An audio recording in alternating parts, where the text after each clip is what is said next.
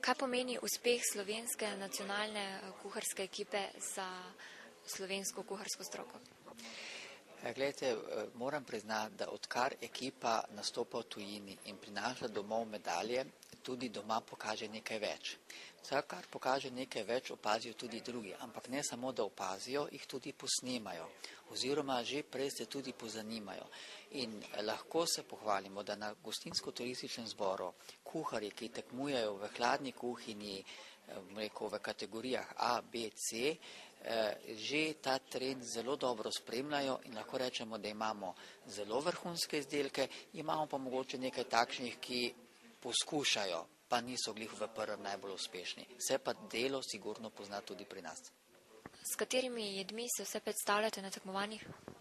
Ja, za hladni del, pa topli del, pri hladnem delu imamo ploščo za 8 oseb, imamo ribjo, svečano.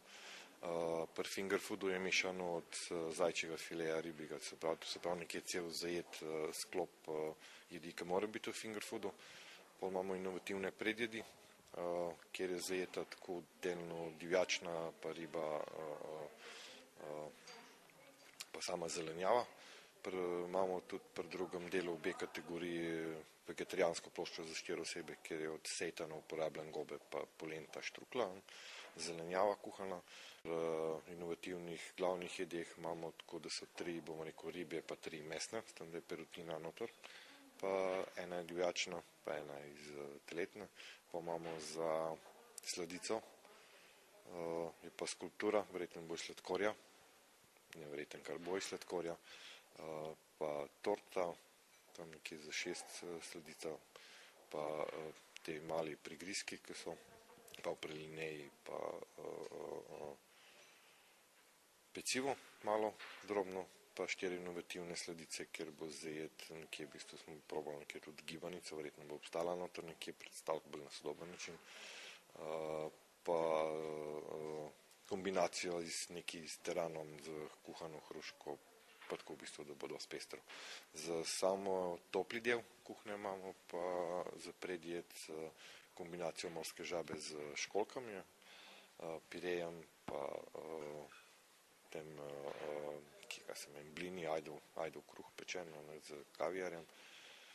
Za glavno jed smo uporabili jagenjčev za rebelnico, pa zajčji hrbet, file ocvrt,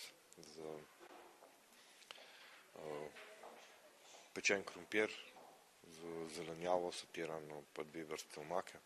Za samo sladico imamo čokoladni mus na karpačo ananasem z sečuanskim poprom, pa s korenčkovim sladoledom, omako z arganovim oljem.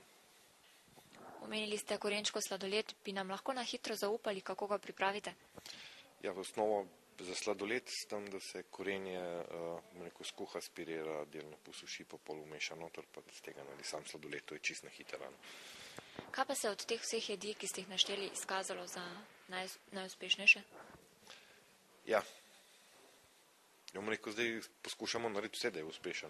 Zdaj pa enkrat, kaj se mi je predjed, enkrat je glavna jed, sladica je pa sploh v bistvu na koncu neki dosežek, tako da ponovadi smer nam izstopa sladica.